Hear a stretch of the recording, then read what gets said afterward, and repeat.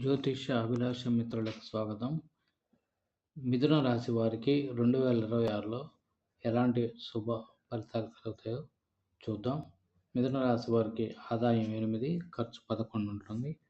రాజపూజ్యం 1, అవమానం 7, మృగశిర 3, 4 పాదాలు, ఆరుద్ర 1, 2, 3, 4 పాదాలు, పునర్వసు 1, 2, 3 పాదాలు వారు ఈ మిథున రాశి కిందకి వస్తారు. గ్రహ సంచారం మిథున రాశి వారికి జూన్ 1 వరకు జన్మరాశి నందు గురువు ఉంటారు. తదుపరి అక్టోబర్ 30 వరకు ద్వితీయ మందు, తదుపరి ఫిబ్రవరి 14 వరకు తృతీయ మందు, తిరిగి సంవత్సరాంతరం వరకు ద్వితీయ మందు ఉంటారు అన్నమాట. శని ఈ సంవత్సరం అంతా 10వ ఇంట, అక్టోబర్ 1 వరకు, రాహు 9వ ఇంట, కేతు 3వ ఇంట, తదుపరి రాహు అష్టమందు, కేతు ద్వితీయ మందు ఉంటారన్నమాట. ఈ సంవత్సరం అన్ని రంగాల వారికి లాభమే. కళత్ర మూలక ధనలాభం, కుటుంబ సౌఖ్యం, అప్రయత్నం ధనలాభం, శత్రువులపై జయము, స్త్రీ సౌఖ్యం ఉంటుంది. జనవరి నెలలో కృషి, వాణిజ్య, వ్యాపారాదులందు సామాన్య లాభము మాత్రమే కలుగుతుంది. ఆదాయం విషయంలో అనుకూలత ఎక్కువ ఉంటుంది. ప్రయత్న కార్యాలు ఫలిస్తాయి.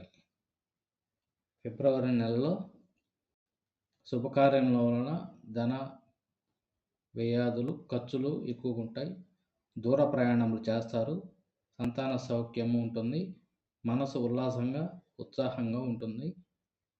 మార్చి నెలలో వచ్చేటప్పటికి వృత్తి వ్యాపారంలో అనుకూలత ఎక్కువగా ఉంటుంది. ధనాదాయం ఎక్కువ ఉంటుంది. ఆర్థిక ఇబ్బందులను, మానసిక ఆందోళనలు తప్పవు. రాజకీయపరమైన కొన్ని చిక్కులు ఎదుర్కొంటారు. ఏప్రిల్ నెల యందు దూర ప్రయాణం చేస్తారు. మాతా పితృవర్గములచే చిక్కులు ఉంటాయి. తలచిన పనులు పూర్తి అవుతాయి. ఆర్థిక చిక్కులు, సోదరుల మిత్రులచే ధన వ్యయాదులు ఉంటాయి. మే నెలలో వచ్చేటప్పటికి ధనమును మితంగా ఖర్చు చేయాలి. పుణ్యక్షేత్ర సందర్శన, కార్యసిద్ధి, దూర ప్రయాణములు కలిగి శ్రమిస్తారు. డబ్బు ఖర్చు కూడా ఎక్కువ చేస్తారు అన్నమాట మే నెలలో. జూన్ నెలలో వచ్చేటప్పటికి అనారోగ్యత, కుటుంబ చిక్కులు కలిగి ఉన్నను. వృత్తి అందు ధన లాభాదులు కలుగుతాయి. దూర ప్రయాణములు చేస్తారు. ధన లాభం ఉంటుంది. కోర్టు వ్యవహారాలను విజయము సాధిస్తారు. ప్రయాణ సుఖప్రాప్తి కూడా కలుగుతుంది. జూలై నెలలో ఆదాయ వృద్ధి, సభా గౌరవము, భార్య మూలకంగా కించిత్ కలహములు కలుగుతాయి. రత్నభూషణ ప్రాప్తి, తలచిన పనులు ఆలస్యంగా జరుగుతాయి. ఇరుగు పొరుగు వారితో వైరములు, నరదృష్టి వలన మానసిక ఆందోళనలు ఉంటాయి.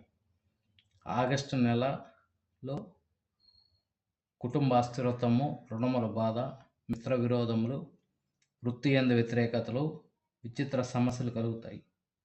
ఆదాయ విషయంలో అనుకూలంగా ఉండును.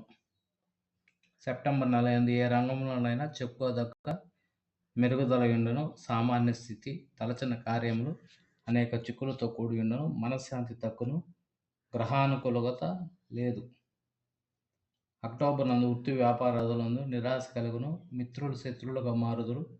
అధికారుల వలన అగౌరవమును, ప్రమాదికత్తును కలుగును. ఈరోజు కార్యములన్నీ విఫలతను పొందును. నవంబర్ నెలందు ఆదాయ విషయములు అనుకూలము. శత్రు బాధయను, వ్యయభారం నుండును. వృత్తి వ్యాపారదులను అనేక చిక్కులను ఎదుర్కొందురు. సామాన్య ఫలములు ఉంటాయి నవంబర్ నెలలో. డిసెంబర్ నెల యందు బహు నేర్పుతోను, చాకచక్యముతోను, శ్రమచేతను కార్యములు సాధింతురు. కుటుంబంలో ఎవరికైనా అనారోగ్యం రావచ్చును. దైవ పూజలు మంచివి. నవగ్రహ పూజలు చేయడం మంచిది. నూతన మిత్రులతో పరిచయములు, శుభకార్యముల గురించి ఆలోచన చేస్తారు. స్వస్తి.